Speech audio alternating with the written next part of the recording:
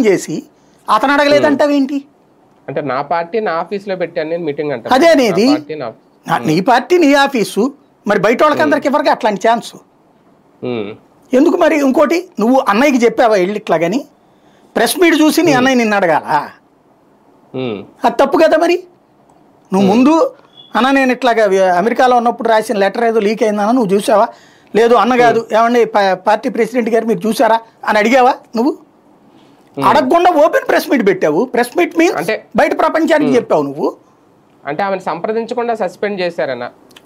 ఇక్కడ సంప్రదించకుండా ఆవిడ ఏమన్నా సంప్రదించి ప్రెస్ మీట్ పెట్టిందా సస్పెండ్ చేయడానికి?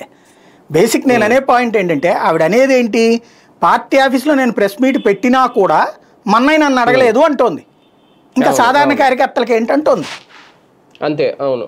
మరి ప్రెస్ మీట్ పెట్టే ముందు అన్నయ్యని అడిగావా? పోనీ పార్టీ ప్రెసిడెంట్గా వర్కింగ్ ప్రెసిడెంట్గా అడిగావా?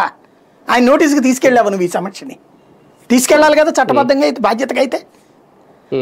అప్పుడు ఆయన యాక్షన్ ఏంటనేది చూడాలి కదా. అప్పటికి కూడా యాక్షన్ తీసుకోపోతే అప్పుడు మాట్లాడావంటే ఒక అర్థం ఉంది. నేను ఓపెన్గా ప్రెస్ మీట్ పెట్టి చెప్తాను, మా అన్నయ్య నాకు ఫోన్ చేయలేదు, లేదా పార్టీకి వర్కింగ్ ప్రెసిడెంట్గా చేయలేదు. దెయ్యాలు భూతాలు అని మాట్లాడింది ఎవరు? నువ్వు కాదా? ఇంకోటి ఏంటది, హరీష్ రావు గురించి ఎంత పచ్చి అబద్ధాలు, పచ్చి అబద్ధాలు. ఆయన అంటే మొదటి నుంచి ఉద్యమంలో లేడట, పార్టీ పెట్టాక 10 నెలల తర్వాత వచ్చాడట. ఏదో